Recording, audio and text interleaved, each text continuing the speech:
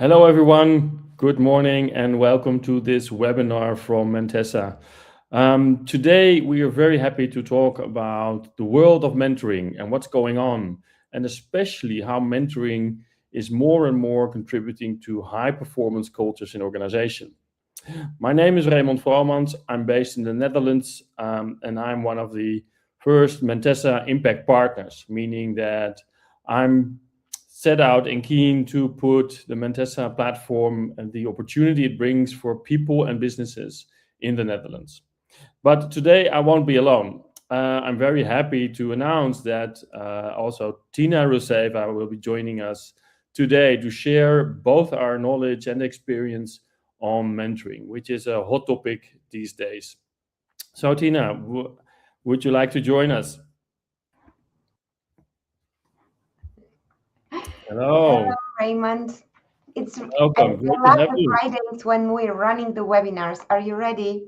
Yeah, I'm always excited, always curious, Yeah, and looking forward to also get some interaction with the people who are present during this webinar. I hope so because it's such an interesting topic and it's so timely. We will see all of the trends around remote work, AI, transformation, all of them align towards more mentoring in the workplace. And I'm really excited to have a discussion about this with everybody.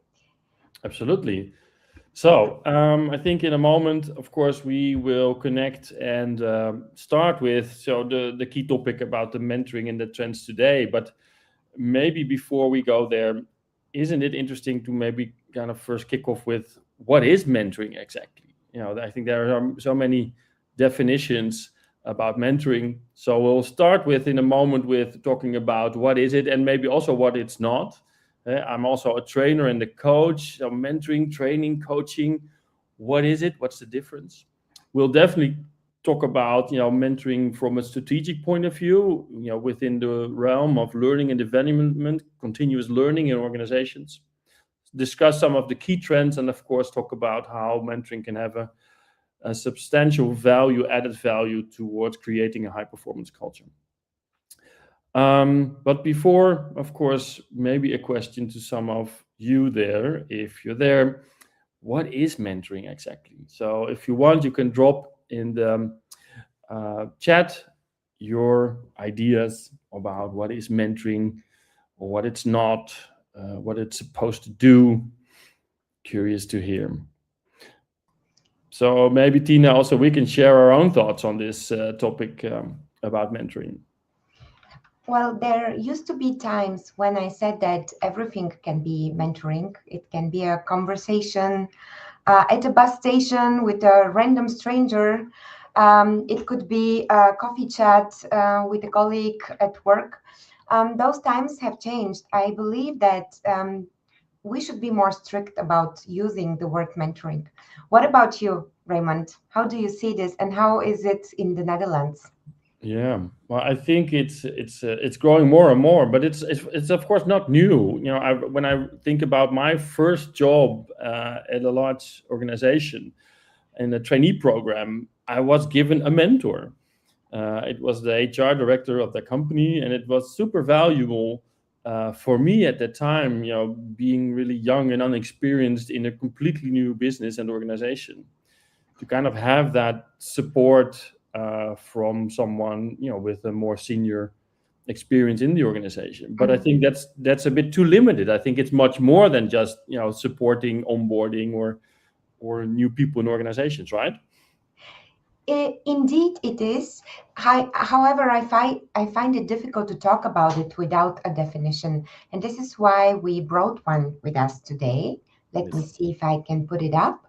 And we do a lot of research on mentoring, also on current studies. We read all of the articles, a lot of the publications, so that you don't have to read them. And there are five factors that really define mentoring, especially when we're talking about mentoring in the workplace. So one of the first differences between mentoring and a conversation at a bus station or a coffee chat is that typically in the workplace, this refers to a structured, long-term development relationship. So it is about the connection between two people, and it is a connection that needs to take place over some period of time. Then there is this idea that in a mentoring relationship, there is the experienced mentors who share knowledge, experience, or perspectives to the less experienced mentees in order, and this is very important with this very specific purpose, to help their professional, personal, or organizational growth. So mentoring kind of has a duration, it has different actors, different roles, it has a specific purpose, and it is a relationship that um, serves the sharing of knowledge, experience, and perspective. So those are kind of the 5 factors that define a mentoring relationship. And if you think about this definition, you will see that there are some things that we cannot refer to as mentoring. Those things cannot be not valuable. However, in order for them to be mentoring, they don't classify. For example, an informal chat can be great insight. It can also be a regular informal chat with somebody to share news from different departments, to share career tips and different other, knowledge artifacts. However, the informal chat, because it is informal, for example, lacks the purpose of professional, personal, or organizational development of the person across. Training or teaching, this is the specialty area of Raymond, also do not classify as mentoring because those are more unidirectional. Where in mentoring there is these 2 roles that kind of mutually benefit from the exchange. In training or teaching, it is more about the one direction transportation of the knowledge, and it's also, unfortunately, in the school system today, it's also less about experience and career advice. It's more about formal knowledge. Then there is very often in organizations we work with, mentoring is confused or delivered through the direct people manager of an employee. And this is difficult because if you have some sort of a supervision situation or some sort of line management responsibility, then it is just difficult to have the best career, personal or professional development of the mentee as a purpose. It's just there is a misalignment of interests. So that's not the same thing. And also a supervision or a line management initially has the purpose of achieving the goals for the company, for the team, for the department the best, and only afterwards the personal development of the mentee, which is different for the case of mentorship. And then there is on-demand advice, which I believe is tremendously important in organizations today. We with Mentesa also have the mission to increase the amount of on-demand advice and to make it really easy for people to access as a resource for knowledge and also wisdom and experience. However, random on-demand advice, even if it's very useful and very necessary today, also cannot be classified as mentoring. So in order to summarize, mentoring typically has 5 core elements, and those are some sort of a long-term perspective. Typically, it's between 3 and 12 months. It can also be shorter along the time, but there is just a duration. There is several meetings that happen. It's not just individual appointment.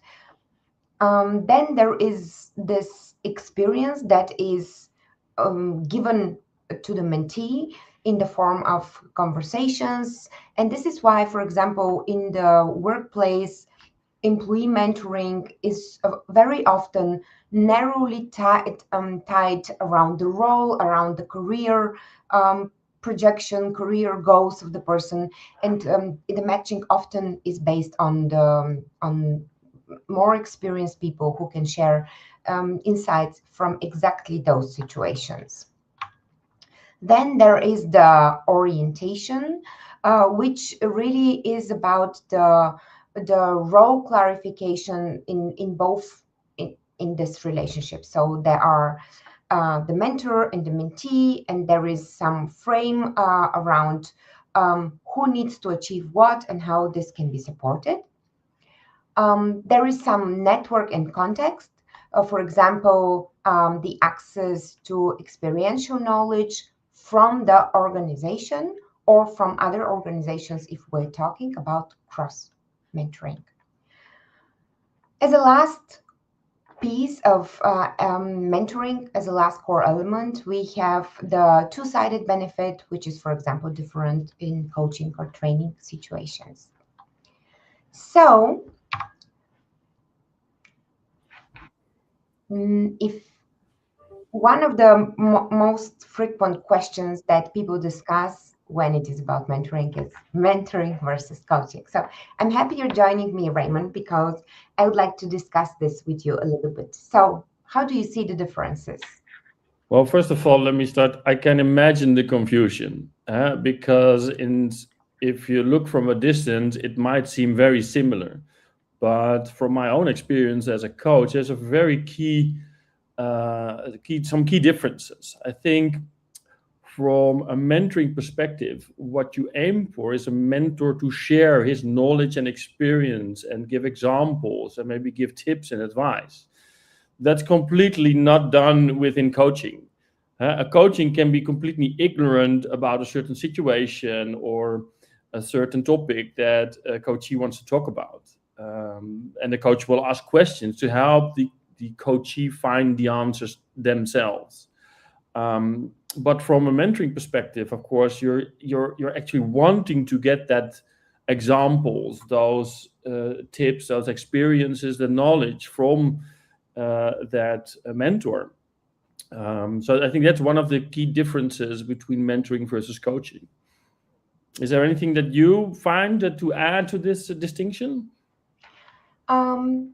I find it pretty fitting. What I have to think about is also coaching in the context of sports, professional athletes, where the coach has an idea of the situation.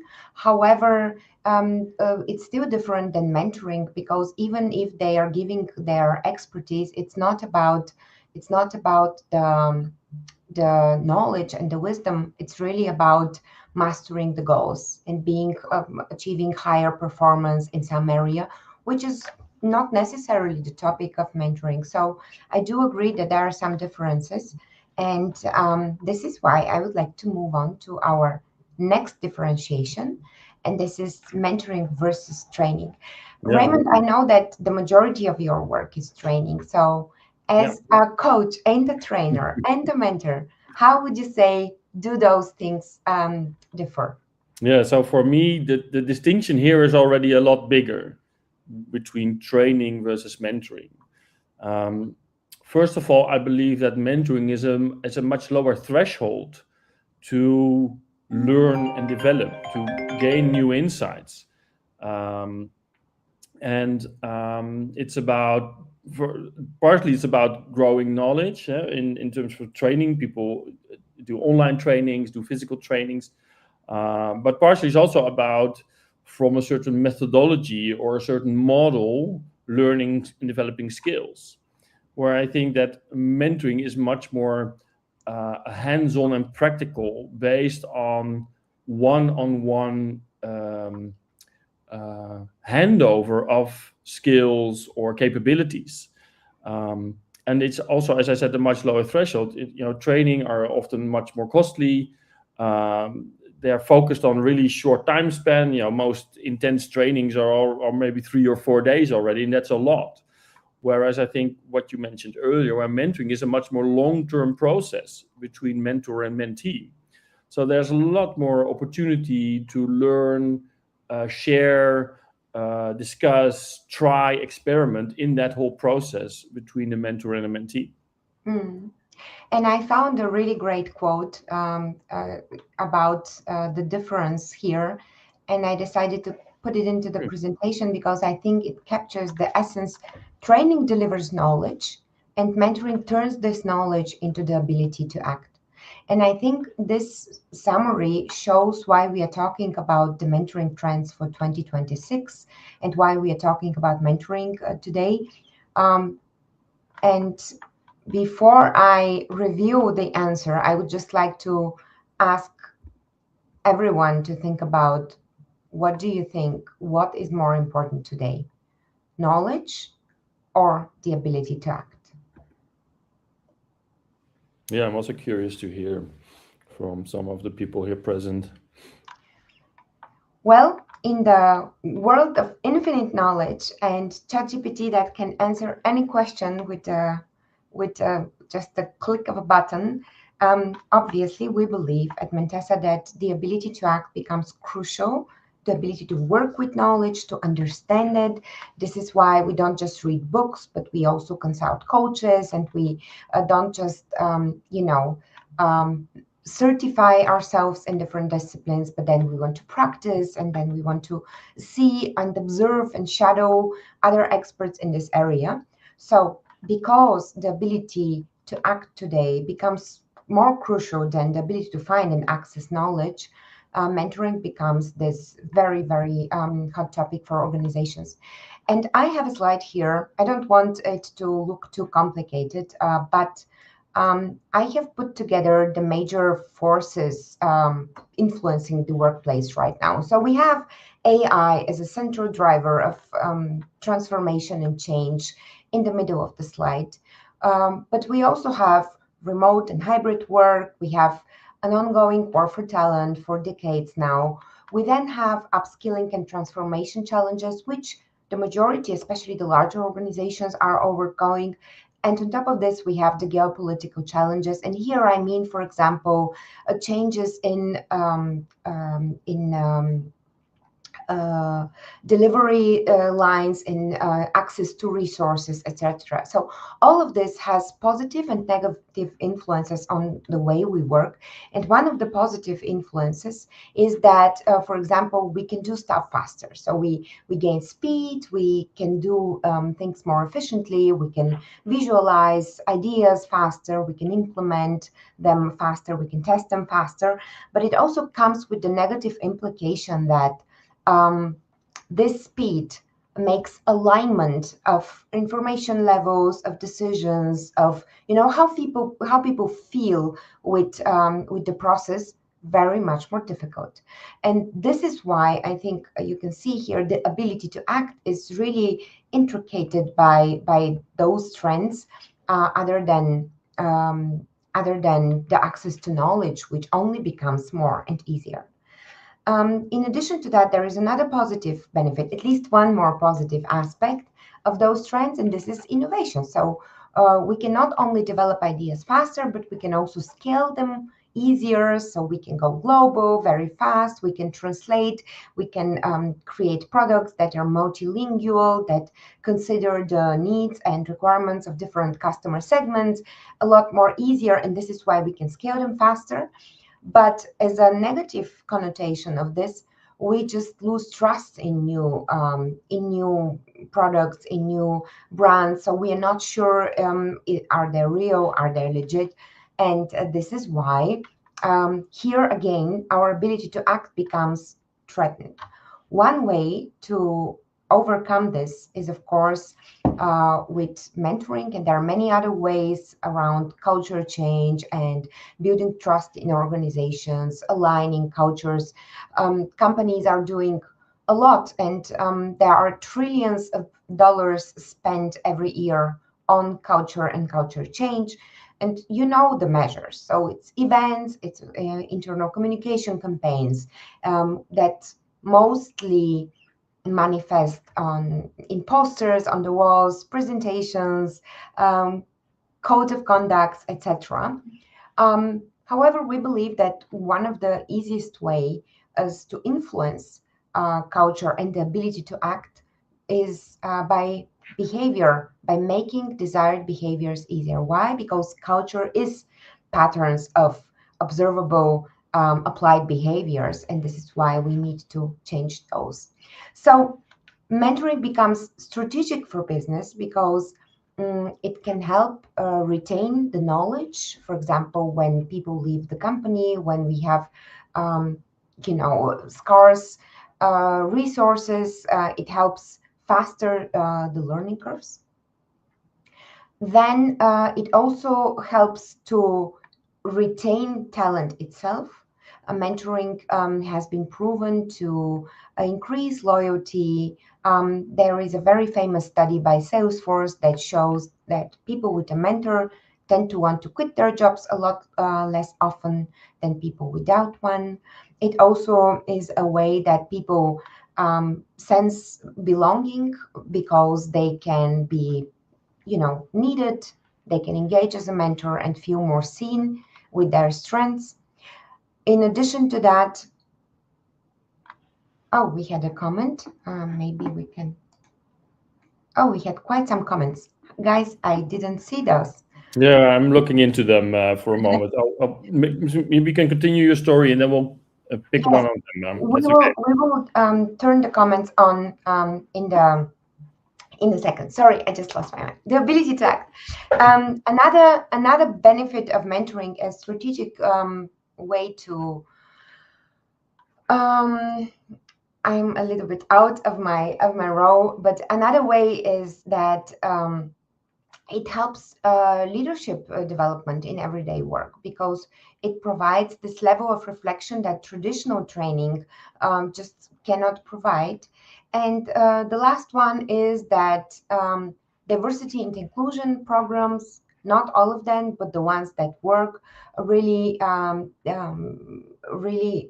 tap into mentorship as one of their main instruments. Let me show one of the comments now from Martin. So my main challenge is to stay in charge of the right things. Martin, I fully agree with you. And I believe that when we are talking about mentoring, it is really a good challenge to talk through with a mentor, especially for first-time leaders or for transitioning into new roles that are still unaware or maybe have a different imperative. So let me come one step closer to the trends we want to talk about. So we talked about what is mentoring, what it is not, what are the main elements of mentoring, and then we discussed, what makes mentoring important today. We said if we all agree that the ability to act today is a lot more threatened than the access of knowledge, and mentoring can help gain this ability to act despite of the bigger trends, then we understand why a lot of companies invest in mentoring. In fact, the majority of the Fortune 500 companies do not only have one mentoring program, but they have multiple. And still, studies show that the majority of mentoring programs do not really succeed to be especially effective. And the reasons that they fail are 5. I will go through them one by one. So the first one is that matching in most programs is, until today, despite the availability of such great tools for matching and connecting people in the workplace with AI, without AI, algorithmic, manual matching, all kinds of matching also available with us, still is done intuitively. And intuitive matching is more about the sense of and the feel of what people might need, or just who could fit together on a personal basis, other than looking for a fit based on the goal and experience. And this is one of the reasons why a lot of the people fail to feel satisfaction with their match and accordingly with the mentorship program. If we agree that mentoring is about the development of the mentee, which is the definition that we presented in the beginning of this presentation today, then we must agree that the matching has to be aligned with this development goals. So it is really crucial that the matching is in some way, informed by those goals. If it is a form, if it is an interview, if it is whatever else like self-choice, it just shouldn't be intuitive matching, and it should not be, especially in diversity programs, it should not be based on similarity. So the next point is the unclear expectations, and this is like 90% of the people approaching us in the first time the case. The unclear expectations on both sides. On the participating side, what what can mentees expect? What can mentors deliver? What should they deliver? It starts from technicalities such as how often should we meet? Are we allowed to say no to a match?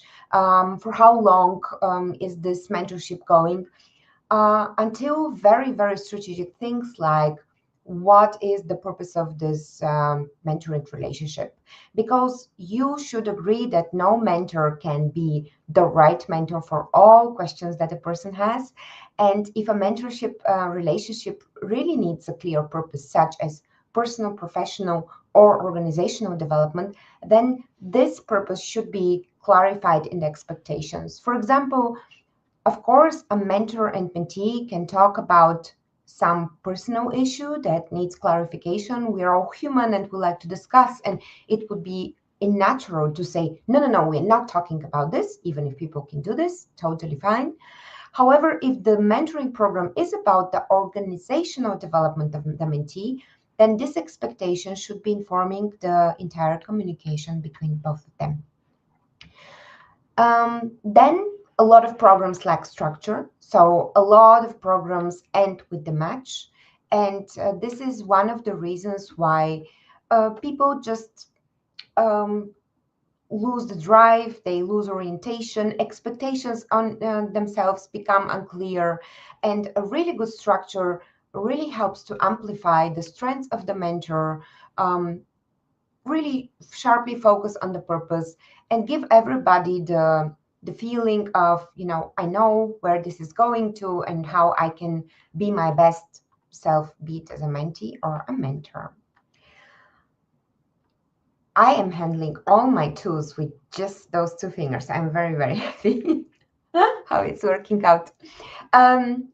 So another really important thing, and in organizations, is the lack of support. So a lot of mentoring programs fail because maybe there is a structure and maybe the expectations were clarified in the beginning, but then during the mentorship is ongoing, there is no lack of support. And this lack of support can be training on, how to give feedback, how to be a good mentor, how to listen well, or on something else. But it can also be, a place where I can come up with complaint about inappropriate behavior or anything else. Maybe just a resource, maybe just a place where I can read again what was it all about, or the profile of the mentor. So when support is available, mentoring programs tend to be more successful. Then there is, I think, the biggest problem in all that is the lack of measurement.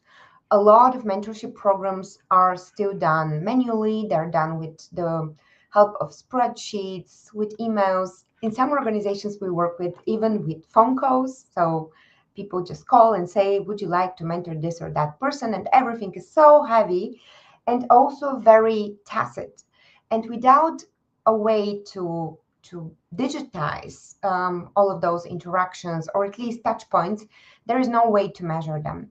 The problem with the lack of measurement is that in the beginning, and I really like this graph here because it shows that everything starts, at a very high note. And in the beginning, everyone is very enthusiastic, especially if the program is launched in the company for the first time, especially if the mentors are first-time mentors. There is just a lot of energy and motivation to make the best of it.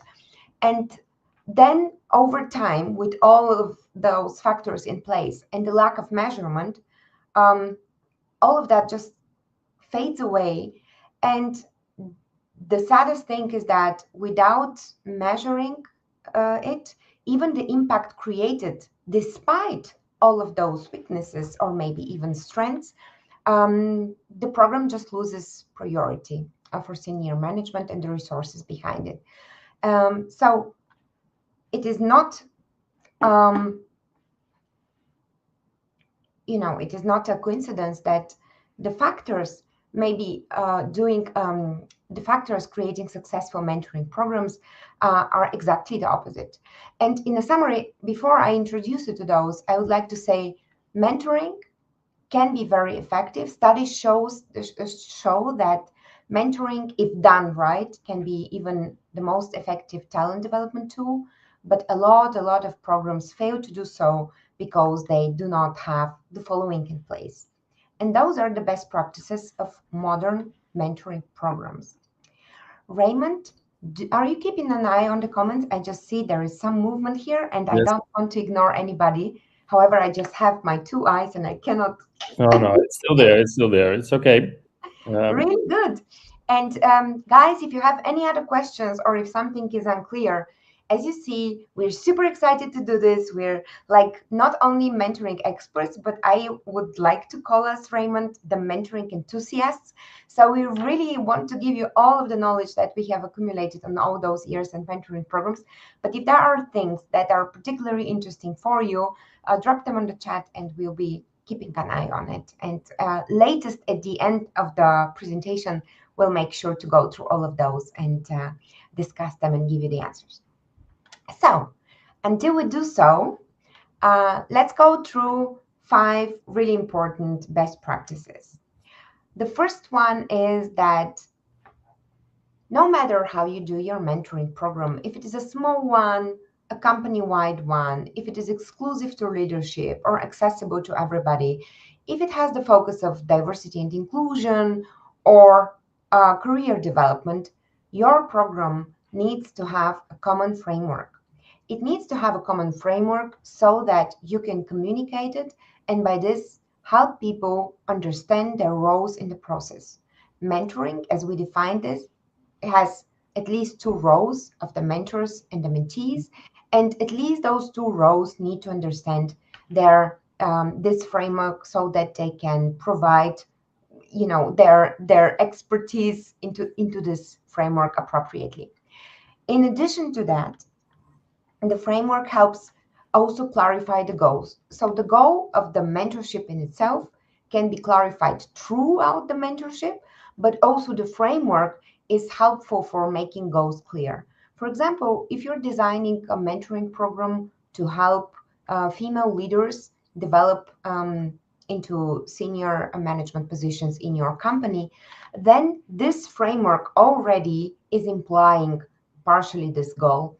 The goal then can be really further defined in the mentorship conversations between the mentor and mentee, but the framework really informs it and helps make it clear. Maybe one addition, Tina. Yes. I think Yes. what's important here is that it also underlines that there are different strategic objectives where mentoring can support, and also within a mentor-mentee, the system and the framework supports that it's very clear what the mentee wants to achieve in that mentor relationship. So on 2 levels, on a strategic level and on an individual level, it helps to create good clarity on what am I doing the mentor program for? What do I want to get out of it? And of course, things can also be measured there in terms of progress and yeah. Absolutely. I totally agree. So in addition, there should be some structured matching. The reason for this is manifold. So a structured matching process helps find the best match based on the goals of the mentee from a group of people. The larger the group, the higher the probability to find the right match. But especially in small groups, a structured matching also helps spread resources fairly, because maybe the perfect match is not there, but through a structured matching process, we can make sure that everybody gets at least a decent match. In addition to that, a structured matching avoids biased situations which we as people are prone to, and we just would struggle to not judge by personal characteristics or role in a company or anything else. So a structured matching process also helps clarify your framework and your goal. For example, we've had a customer that had recently undergone merger and acquisition, and the purpose of the mentoring program was to align the cultures of the previously different companies.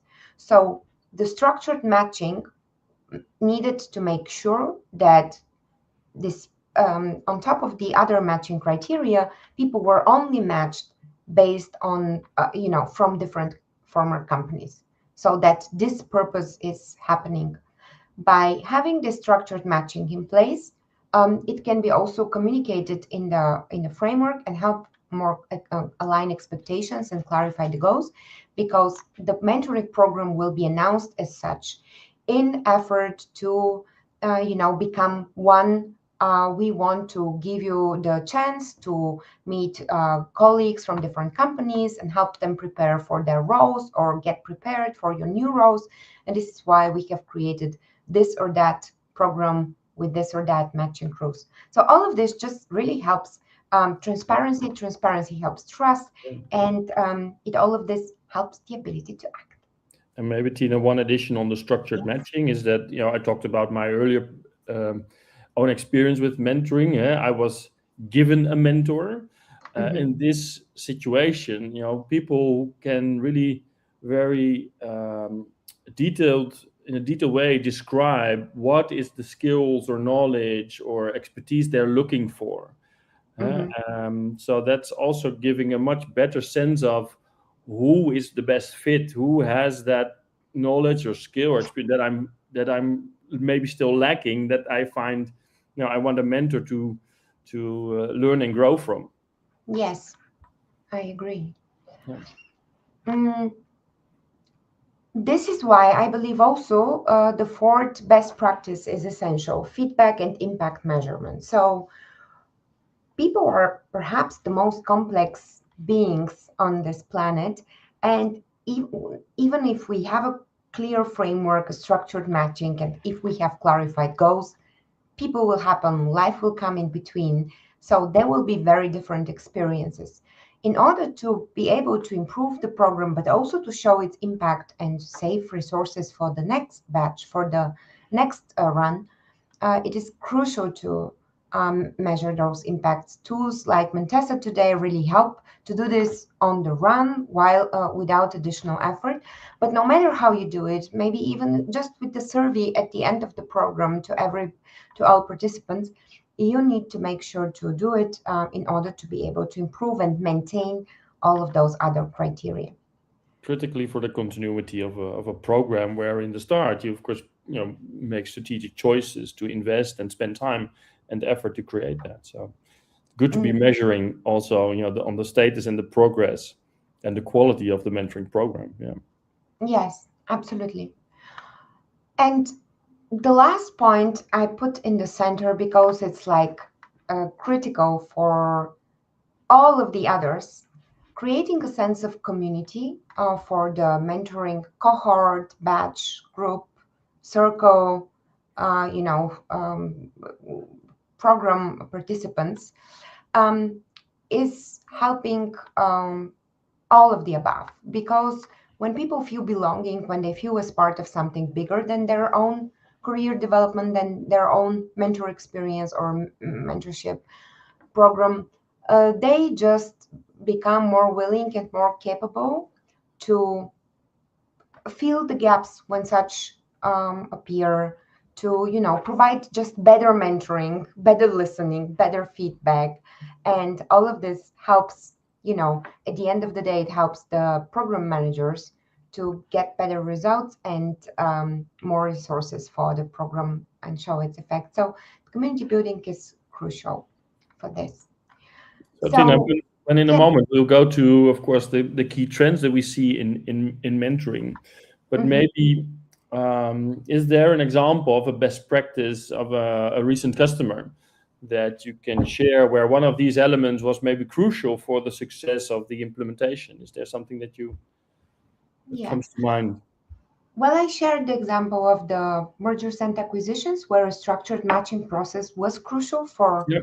pursuing the goal of the program. Um, there is just literally every mentoring program that we work with can be used as an example of why those best practices apply. However, here I would like to add that those are the recent research that we found on publications and authors and thought leaders in the space, not just only our experience, but it's like literally every mentoring program without a clarity of goal. There's just a variety of problems that can happen as consequence. Do you have an example for one of those? No, not straight from the moment, but what I'm thinking out loud when you're saying this is that I think also scientifically evidence based, we see so many positive um, uh, contributions of mentoring, and I still see and experience that there is maybe for many organizations a withhold or a threshold where they see the benefits, but they Mm-hmm. might not yet be willing to take that next step and to implement a mentoring platform. Is there anything that from that perspective that you can share? Well, we don't focus on the topic of how to get the budget for your mentoring program in this Mhm. webinar, but it's a really good topic, and I think we should do one as a follow-up. Maybe, yeah, the financial I part. think what we said prior to those best practices, as you know, why mentoring is important. Just this question: what is more important today, access to knowledge or the ability to act upon it? Is just a very easy way to enter into this conversation with any level up to C-level executives in any companies. And I think everybody understands today that really reading about stuff, getting a guideline from ChatGPT is not enough to make it work, to be motivated to make it work, to understand it, especially not enough for new hires, but also for a lot of functions that just need to talk stuff through, let's say functions, leadership, sales, but also the creative ones.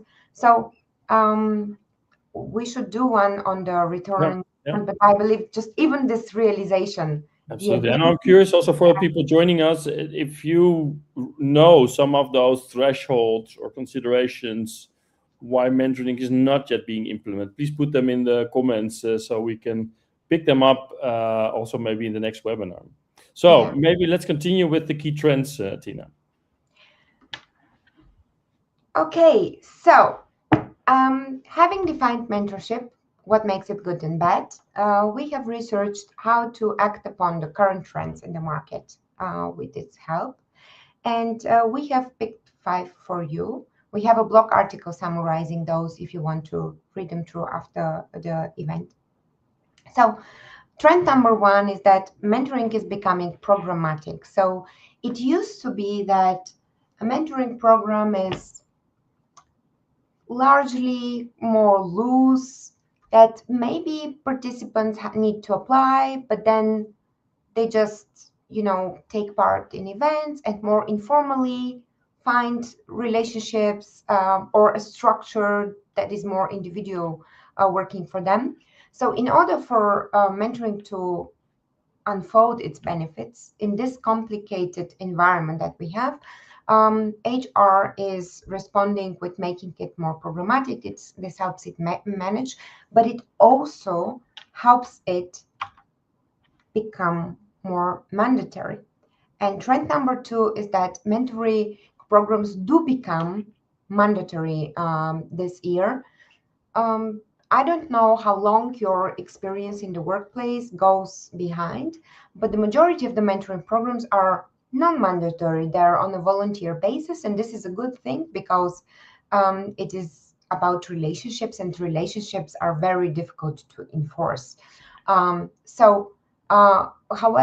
mentoring programs become mandatory in different situations. For example, for new hires, for people new in a leadership role, but also in sales. So this is something like a bigger change in the workplace. Trend number 3, I don't know. I will turn on the comment from Irina before I review it, just to make it more exciting. A lot of times, mentoring is not happening due to understaffing and lack of clear and functioning processes between functions. Irina, this is true. I think this is one of the reasons why you need to use technology, why we have development Tesla, but also the reasons behind those larger trends. For example, why it is becoming programmatic. Without enough staff, it is just difficult to run the program. One of the ways to make it work, despite the lack of a lot of resources, will maybe found in trend number 3. Let me review it. And this is reverse and peer mentoring. Reverse and peer mentoring go big in 2026. Those words are not new at any case. We've been talking for reverse mentoring at least for 20 years now, ever since there are smartphones. And the reason is that, technology became the first real challenge that less senior hires could handle better than more senior hires. So reverse mentoring emerged as a trend with the digital transformation, where typically it can be used in a variety of cases, and it can be used in terms of reverse in all kinds of characteristics, not just age, not just seniority level, but very many different things. However, reverse mentoring this year is just becoming very important, and maybe I believe, Irina, because it is using the resources available in the company, other than just putting the mentorship role on the existing leadership. Yeah, maybe to add also to this trend, Tina, what I also see is that traditionally people see mentoring as, like, say, a junior, less experienced mentee versus a more experienced mentor. Mhm. And the question then becomes, who's adding what to who? But the reverse mentoring also shows that maybe also, cross generational, there's so much things to learn both ways. So not only from someone who teaches and shares his or experience, who has a senior position, or more age, more working years, but especially in that dynamic, that the learning can go two ways. I think that's one of the key elements that we see in that reverse mentoring, that many organizations are now also getting to understand across generations. Yes, absolutely. By the way, looking at the comments, I see what's going on now. It's such a great technological glitch. So some people are starting to view the webinar right now. So they're still watching our questions from 40 minutes ago. Mm. They're responding to those questions. Wow, this is so exciting. We are like in a multiverse on different levels communicating. Hello, guys. If you're still with us, we're really Welcome. happy, and we're practicing, and we promise 2026 will be not only the year of mentoring, but the year when we become really great in hosting those webinars for you. So, having said that, let me take a look at the trend number 4. And this is community learning complements one-to-one mentoring. This is something absolutely not new for us as a startup, because in the entrepreneurship environment, mentoring is very often handled as a pool of experts on different topics, which entrepreneurs can source on a continuous basis too, but also individually for consultation. This is, however, new to the workplace. So the trend here is that next to matching people for one-on-one long-term relationship, people are also enabled to source additional contacts, perspectives, experience, knowledge, ideas from the larger community. Community learning can be implemented very high effort, very premium way, for example, through regular mentoring meetups, where mentors and mentees from different partnerships can meet also with the rest of the cohort. It can be implemented with a group of other community experts other than the mentors and mentees, but also it can be implemented with formal learning opportunities, such as user-generated guidance and information. Okay, so I will just go to trend number 5, the last trend today, because I'm looking at the time and time is passing by. Oh my goodness. Trend number 5 is, I believe, my favorite one. And this is that diversity and inclusion initiatives run by mentoring become data-driven. I really like this trend because for years, a DEI has been handled as a soft program, as a soft factor, something intangible and manageable. This is why it was difficult to fund, difficult to sustain, difficult to prove as impactful. And I really love this trend. It is under the pressure for efficiency, but also I believe due to the tremendous technical capability out there to run such initiatives and measure them digitally, that we are now getting this information at our fingertips. Just imagine the breakthroughs in science, technology, psychology, leadership that we gained when we started to be able to measure brain processes. I think this is what is going to happen in the diversity and inclusion area when we now start to measure those programs and run them driven by data. This is very exciting, and I really hope that more companies embrace this in order to save resources, but also to do a better job developing talent. So that was from us. We will become better, I promise. But for now, I'd like to summarize. 2026 is the year of mentoring. It's the year when it is becoming not just a program, not just a tool, not just a nice to have, but the core driver of a high performance culture. It is necessary to help people be able to act in this very complicated environment, to help them make better decisions, to make more informed decisions, to understand knowledge, to work with it, and to do it in an efficient way. We're going to see a lot of data and creativity around those programs. And if you are interested to learn more about us, or if you'd like us, to help you, we're the mentoring experts, and we're really passionate about it, really happy to help.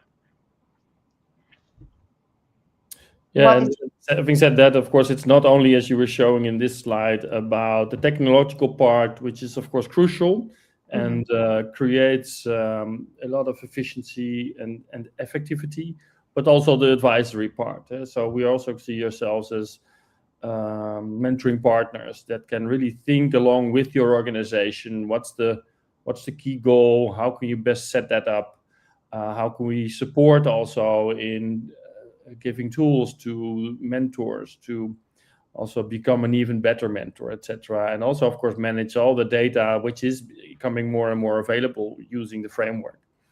So I think that's, looking forward also together, Tina, to support the next organizations and making use of those key and positive trends where mentoring can really support on a more strategic level organizations in their growth and development. Absolutely. We are excited to do it. We've done it for more than 100 programs worldwide with larger organizations, but also smaller ones.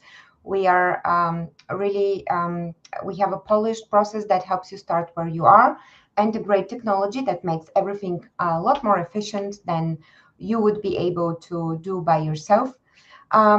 We use a lot of tools and have published some of those on our free resources page. You can use mentessa.com/resources or just scan the code to download them separately or as an entire mentoring toolkit. And in order to not lose our next and even better webinar, we would like to invite you to join our newsletter so that you get notified about new resources or events that we are planning to. We are really happy to have served you today, I hope with some interesting insights about what mentoring can do with you in 2026. And we are looking forward to next time. Thank you, Raymond. Thanks you, Tina. And maybe just at the last part of this, and maybe there are still some people joining us here. If there are some questions, please put them in the comment box. Maybe we can still respond in the last few minutes Yes. to whatever questions you may have. Yeah, there are quite some really good comments from Martin. I think it's really great every time when people share a challenge, we can work with this. Then there is from Maria, the comment that knowledge is in fact less valuable because it is outdated faster. Irina's, we already saw that the lack of resources in companies, which we know also well, because on top of their daily job and a lot of work, HR just is supposed to run a mentoring program. How? Then also Susanne with her definition of mentoring. And Maria. So with that said, we are looking forward to meet you again, and we are very thankful for your time and attention today. Bye-bye. Absolutely. It was a pleasure. See you next time, everyone. Bye-bye.